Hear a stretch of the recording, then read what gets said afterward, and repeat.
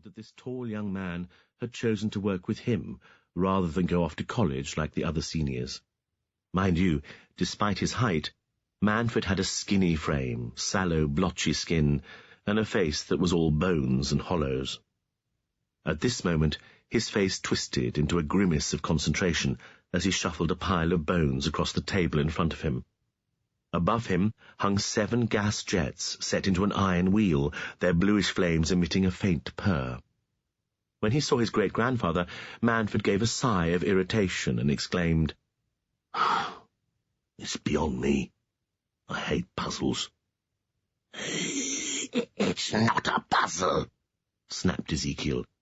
"Those are the bones of Hammeran, a war horse of exceptional strength and courage."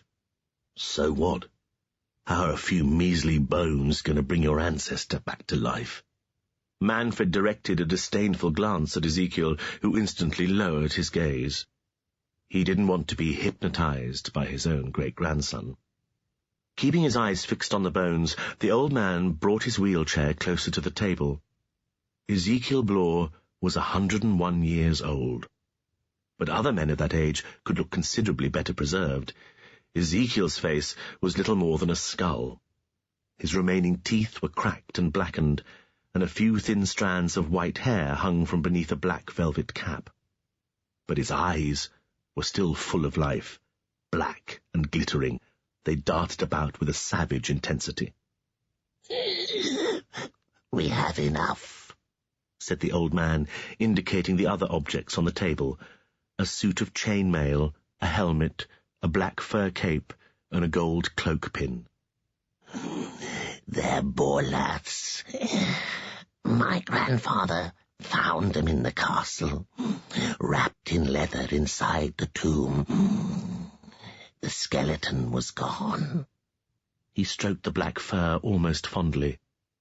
Borlath had been Ezekiel's hero ever since he was a boy. Stories of his warlike ancestor had fired his imagination until he came to believe that Borlath could solve all his problems. Lately, he had dreamed that Borlath would sweep him out of his wheelchair, and together they would terrorize the city. Then Charlie Bone and his detestable uncle would have to look out. What about electricity for the, moment of life?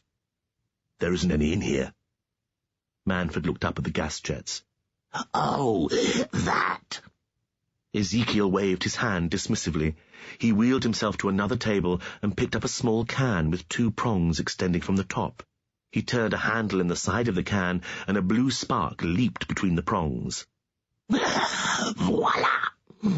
Electricity," he gleefully announced. "Now, get on with it. The children will be back tomorrow, and we don't want any of them getting in the way of our little experiment." "Especially Charlie Bone," Manfred grunted. "Charlie Bone!" Ezekiel almost spit the name. "His grandmother said he'd be a help, but he's the reverse. I thought I'd almost got him on my side last semester, but then he had to go whining on about his lost father and blaming me." "He wasn't wrong there," Manfred muttered. "Think what he could do with that talent of his," Ezekiel went on. "He looks into a picture and, bingo, he's there, talking to people long dead. What I wouldn't give." Ezekiel shook his head. "He's got the blood of that infernal Welsh magician. And the wand." "I have plans for that," said Manfred softly. "It'll be mine soon. Just you wait." "Indeed," Ezekiel chuckled. He began to propel himself around the room while his great-grandson concentrated on the delicate job of bone gluing. As Ezekiel moved into the deep shadows at the far end of the room, his thoughts turned to Billy Raven, the white-haired orphan who used to spy on Charlie Bone. Billy had become rebellious of late. He'd refused to tell Ezekiel what Charlie and his friends were up to. As a result, Ezekiel and the Bloors were in danger of losing control of all the endowed children in the school. Something would have to be done. Parents, Ezekiel mumbled to himself. I'll have to get Billy adopted. I promised I'd find the orphan some parents, and I never did. He's given up on me. Well, Billy shall have his nice, kind parents. Not too kind, said Manfred, who had overheard. Never fear, I've got just the couple. I don't know why I didn't think of them before. Ezekiel turned his head expectantly. Ah, we're about to get help. A distant patter of footsteps could be heard, and a few seconds later the door opened and 3 women walked into the room. The first was the oldest. Her iron-grey hair was piled atop her head in a giant bun. Her clothes were black, and so were her eyes. Lucretia Eubeam was the school matron and one of Charlie Bone's great-aunts. I've brought my sisters, she told Ezekiel. You said you needed help. And where's the 4th? asked Ezekiel. Where's Griselda? She's best left out of things for now, said Eustacia, the second sister. After all, she's got to live with our wretched brother. And the boy. She might blab. Accidentally, of course. Eustacia, a clairvoyant, walked over to the table. Her grey hair still held threads of black, but in most other respects she resembled her older sister. Her small black eyes darted over the objects on the table, and she gave a crooked smile.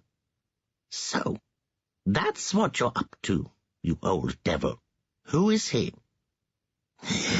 My ancestor Bolath, Ezekiel replied, greatest of all the Red King's children, most magnificent, powerful, and wise. Most vile and bloodthirsty would be more accurate, said the third sister, dumping a large leather bag on the table. Her greasy hair hung over her shoulders in sooty swaths, and dark shadows ringed her coal-black eyes. Compared to her sisters, she looked a mess. Her long coat was a size too large, and the greyish blouse beneath looked badly in need of a wash. No one would have guessed that this bedraggled creature had once been a proud and immaculately groomed woman. Venetia's been waiting for something like this, said Eustacia. Ever since that hateful Charlie Bone burned her house down. I thought your brother did that, Manfred chimed in.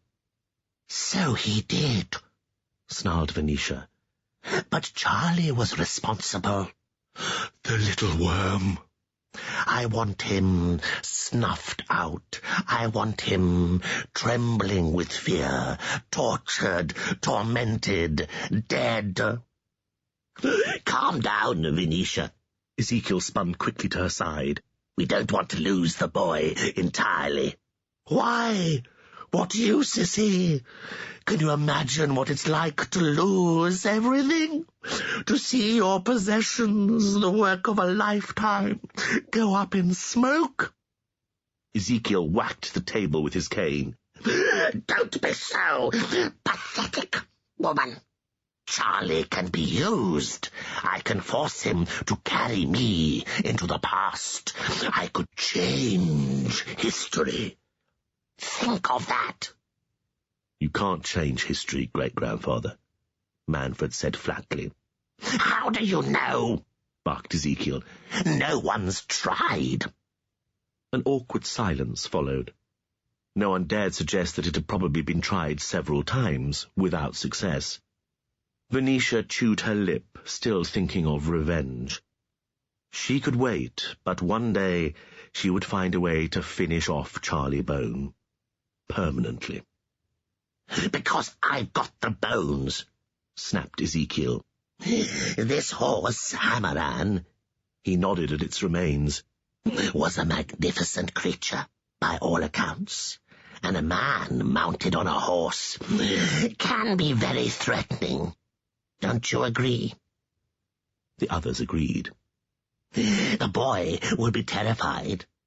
Ezekiel went on gleefully. He'll do anything we ask.